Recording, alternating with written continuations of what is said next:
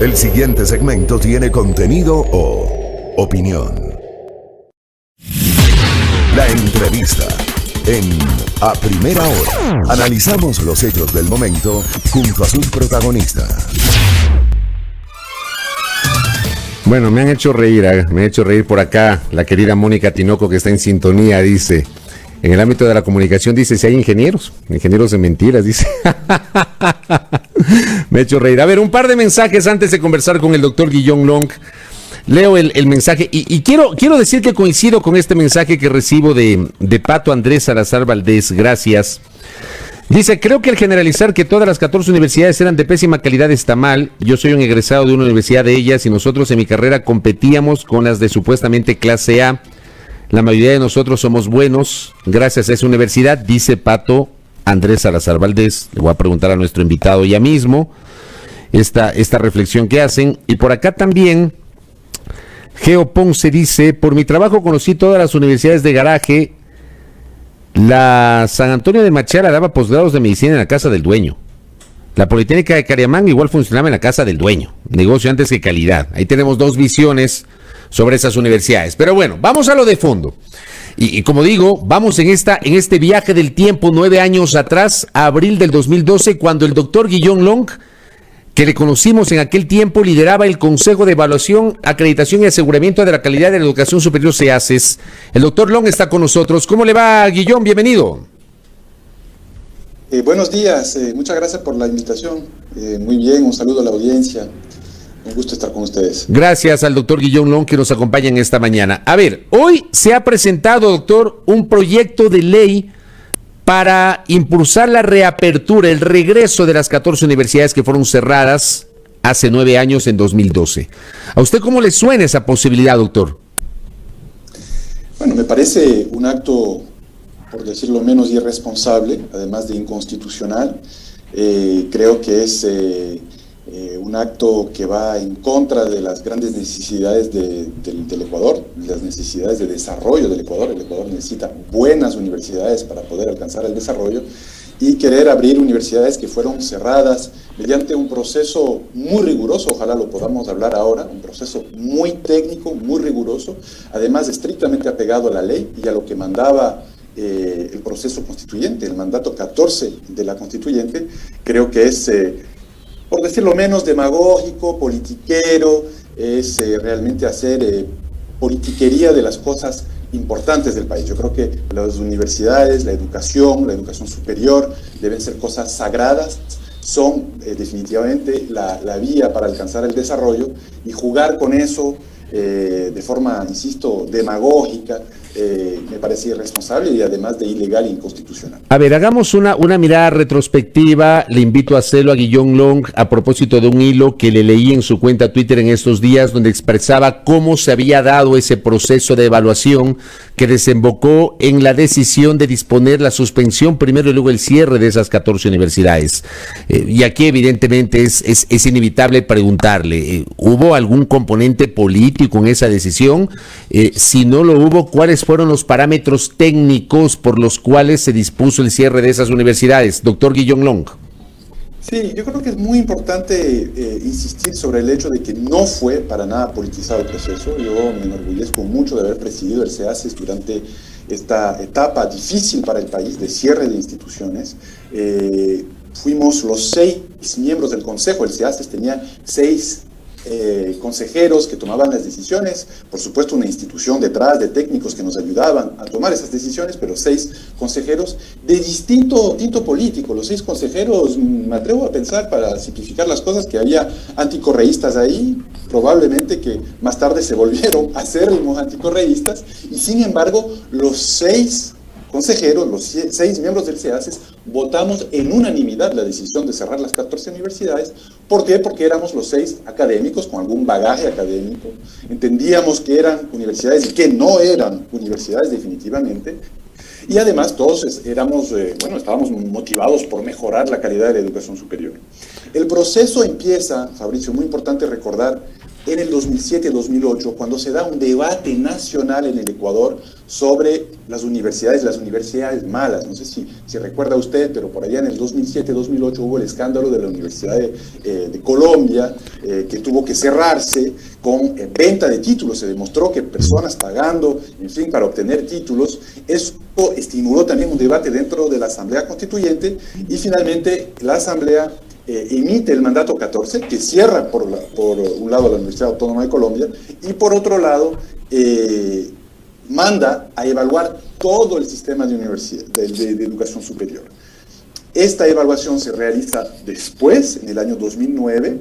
Las 71 universidades del sistema de educación superior en aquel entonces se ven evaluadas, y entramos ahí sí en ese sistema que de pronto las personas, nuestros oyentes recuerdan, que es el sistema de la categorización, ¿no? Categoría A, B, C, D, E, con una recomendación en aquel entonces, en el año 2009, del cierre de las 26 universidades que habían entrado en la categoría. Desde el 2009 hay esa recomendación de que se cierren estas 26 universidades que habían entrado en la categoría E. Luego hay el debate. No voy a alargarme mucho más en esa descripción histórica del proceso, pero hay el debate en la Asamblea Nacional. La Asamblea Nacional no quiso así de una acatar, digamos, la recomendación de cierre de las 26 universidades categoría E, se demoró más, había también compromisos de algunos asambleístas con algunas universidades. Entonces, finalmente es la Ley de Educación Superior del año 2010 que manda 18 meses de prórroga para que estas 26 universidades categoría E puedan definitivamente mejorar, salir adelante, mostrar una clara mejora, o al cabo de estos 18 meses que se les daba de plazo adicional, cerrarse. Y nos correspondió a nosotros, los 6 miembros del SEACES, insisto, hacer esta nueva evaluación de las universidades categoría E, de las 26, y llegamos a la conclusión de que algunas habían hecho un esfuerzo importante por mejorar, y los indicadores así lo mostraban, lo vamos a poder hablar, y otros definitivamente no cumplían con los estándares mínimos, porque una universidad tiene que tener estándares mínimos para poder funcionar, y tuvimos que, fue una decisión difícil, pero la tomamos con absoluta responsabilidad y espíritu patrio. Tuvimos que cerrar 14 universidades el 12 de abril del 2012. Ahora, eso es un poco el proceso histórico que se dio entre el 2007 y el 2012. Pero, por ejemplo, y ahí quiero pedirle tal vez un comentario sobre este mensaje que había recibido uno de nuestros oyentes, que decía: no todas las universidades eran malas. En mi carrera, decía, competíamos inclusive con universidades de la categoría A. Digamos, ¿se puede o no se puede generalizar en este caso, doctor? No todas las universidades categoría E se cerraron, entonces algunas mejoraron definitivamente. Encontramos 3 grupos: las aceptables, las parcialmente aceptables, que no cerramos, pero les pedimos mejoras para una posterior evaluación que de hecho se dio después, ya con la presidencia de Francisco Cadena del SEACES, después de que yo haya salido del SEACES, y definitivamente unas no aceptables. Ahora, no me cabe la menor duda de que hay estudiantes en esas no aceptables, brillantes personas que salieron adelante, talentos hay en todos los lugares de la patria, sin duda alguna. O sea, ahí habría que entrar en excepciones y recorridos personales y, digamos, historias que salen de lo común y que son admirables y que hay que rescatar sin duda alguna. Pero les puedo asegurar que las 14 universidades que cerramos estaban en unas condiciones lamentables, y hicimos esta evaluación de forma muy rigurosa, ¿no? La hicimos con un proceso absolutamente apegado a la ley, con 47 indicadores, base a evaluaciones in situ, con fórmulas matemáticas para cada uno de los 47 indicadores, ¿no? Indicadores sobre academia, sobre currículo de investigación, sobre el soporte pedagógico, eso incluye infraestructura, sobre gestión y política institucional. Realmente, además lo hicimos con acompañamiento internacional, con la veeduría de la UNESCO, lo hicimos con el acompañamiento de varias agencias de acreditación universitaria de varios países de la región, incluyendo instituciones mexicanas, instituciones argentinas. Queríamos blindar este proceso para que no pueda haber incluso problemas jurídicos posteriores, y lo hicimos de forma muy rigurosa, insisto, con 47 indicadores que fueron decididos antes de empezar la evaluación, para que nadie pueda decir no, ahí hubo mano política. Y además, la segunda parte de la evaluación un examen de aprendizaje a los estudiantes de último año de estas universidades. Te recuerdo, Fabricio, que se hizo un examen a todos los estudiantes de último año de estas universidades, de estas 26 universidades categoría E, y no lo hicimos solamente a ellos, para que no sea injusto, sino que aplicamos este mismo examen a universidades categoría A, para que se vea si es que realmente había una diferencia, ¿no? O sea, si es que realmente estábamos siendo justos. Y vimos que por la universidad categoría A, que fue un poco el plan piloto, ¿no? Digamos, el elemento de laboratorio que nos sirvió para la evaluación, bueno, el 60% de los estudiantes pasaron, 60%, ojalá hubiese sido mayor, pero el 60% de los estudiantes pasaron la prueba que impusimos en estas mismas carreras, mientras que en las universidades categoría E fue apenas el 14% de los estudiantes que pasaron esta misma prueba, las mismas preguntas, en las mismas condiciones, en las mismas... Es decir, ahí yo creo que todos los indicadores que pudimos recolectar demostraban que había un grave problema. Le escuché decir también a uno de sus oyentes o a uno de los mensajes que decía que había varias universidades que funcionaban en la casa del dueño. Es correcto. Nosotros teníamos muchísimos indicadores, los 47 no les voy a leer, pero había universidades sin profesores, que solamente las tomaban prestadas de por aquí y de por allá, sin escalafón, evidentemente, sin seguridad laboral. O sea, no tenían profesores de carrera, de planta, no tenían en esas, en algunas. De profesores a tiempo completo y en promedio menos del 15% para estas 14. Había universidades sin bibliotecas y en promedio las 14 universidades que se cierran tienen menos de un libro por estudiante. Es decir, podríamos hablar de indicadores de infraestructura, podríamos hablar de indicadores de academia, de currículum, de escalafón, de investigación, 47 indicadores, insisto, no fue solamente una cosa sesgada hacia uno de los elementos. Yo creo que el cierre de las 14 universidades le hizo un gran bien al sistema de educación superior, mandó una señal contundente al resto de universidades, no solamente las que se cerraron, sino al resto de las universidades, que la calidad académica era algo que nos teníamos que tomar en serio, y de hecho vimos después del cierre de las universidades una serie de mejoras en las demás universidades del sistema. Mandó una señal muy clara también a la sociedad ecuatoriana, eso es lo más importante de este proceso, de que las universidades son una cosa seria.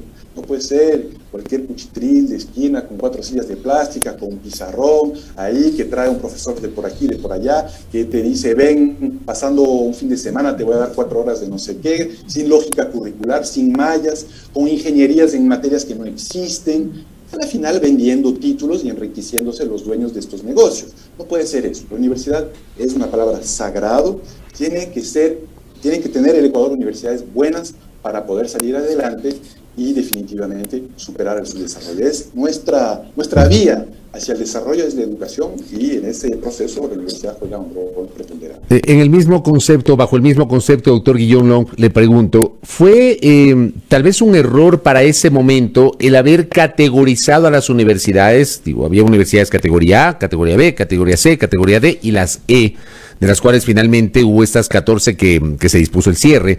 Pero le planteo esto porque probablemente hubo universidades que fueron estigmatizadas porque no eran categoría A, sino categoría C o categoría D, doctor. ¿No fue un error tal vez establecer esta categorización? Yo creo que es una excelente pregunta. Yo creo que la categorización, siempre lo dijimos, no puede ser una cosa ad infinitum. No vamos a poder vivir en un sistema universitario de aquí a 20, 30 años con categorización universitaria. Pero también el mandato 14 era muy claro. La constituyente era, el producto de la constituyente era extremadamente claro. Teníamos que, usaba esas palabras del mandato 14, depurar el sistema de educación superior. Ahora, ¿cómo se puede depurar los buenos de los malos elementos sin establecer algún nivel de orden, sin establecer algún nivel de lo que es mejor y de lo que es peor? Entonces implicaba forzosamente un ejercicio de categorización. Nosotros siempre dijimos, este ejercicio de categorización es frente a la crisis universitaria que enfrenta el país. Hay que tomar medidas duras, decididas, para poner fin a la estafa académica, para poner fin al fraude académico. Pero a largo plazo, ojalá todas las universidades en primer lugar sean universidades categoría A, ojalá triple A, ¿no? Y es una medida temporal, ¿no? En eso creo que es importante, pero reconocer de que fue una medida dura, difícil, digamos. Pero también es importante reconocer que rindió sus frutos. dio sus frutos. Hay universidades que venían de una reputación, universidades de bien, a veces incluso de élite, caras, que no necesariamente tenía, ya una vez que uno revisaba en estos indicadores, las cosas que decían que tenían, ¿no? Entonces eso sí creo que le hizo un gran bien al país, que sincerarse, el país sincerarse en el tema de la educación superior, porque, digamos, el prestigio de los doctores un poco intocables, ¿no? Muchos de ellos no eran doctores de acuerdo a los estándares internacionales, el prestigio de los rectores, muchas veces más políticos que académicos, era algo que había que cuestionar, creo, y que había que poner en su lugar también para poder mejorar todos juntos. Ahora, es evidente que a largo plazo un sistema de aseguramiento de la calidad, un sistema de acreditación, no puede ser el policía del sistema de educación superior. Eso lo tenemos claro y en eso estoy de acuerdo con ustedes. Tiene que ser un proceso de acompañamiento constante para mejorar juntos la calidad. Eso lo dijimos y creo que hacia eso fuimos. Y hacia eso está avanzando. Ojalá siga avanzando. Yo ya estoy un poco más alejado de estos temas. Ojalá siga avanzando el aseguramiento de la calidad de la educación superior en el Ecuador. Pero en su momento hay que tomar decisiones duras. Cerrar 14 universidades es una medida dura y para eso se necesitaba una categorización, se necesitaba decir, ustedes no pueden llamarse universidades en estas condiciones de plural. Correcto, doctor Long. Le quiero agradecer por sus aportes, por ayudarnos a contribuir con este ejercicio de memoria sobre lo que pasó justamente en abril del año 2012 con el cierre de estas universidades, el tema del cual estamos hablando nuevamente a partir de un proyecto de ley que ha sido presentado para el debate en la Asamblea Nacional. Gracias, doctor Long, por atendernos. Muchas gracias, un gusto. Muy amable. Guillón Long, quien se desempeñó como presidente del CEACES, el Consejo de Evaluación, Acreditación y Aseguramiento de la Calidad de la Educación Superior en el año 2012 cuando fueron cerradas estas universidades. Tienen ustedes allí para el debate y para entender si cabe o no, si vale o no la pena hoy, en el Ecuador de hoy, hablar sobre la reapertura de esas universidades que fueron cerradas con las consideraciones que nuestro invitado las ha explicado. 7:23. En la primera hora saludamos ya a Santo Domingo de los Áchilas, enlazados con nuestro canal Majestad Televisión.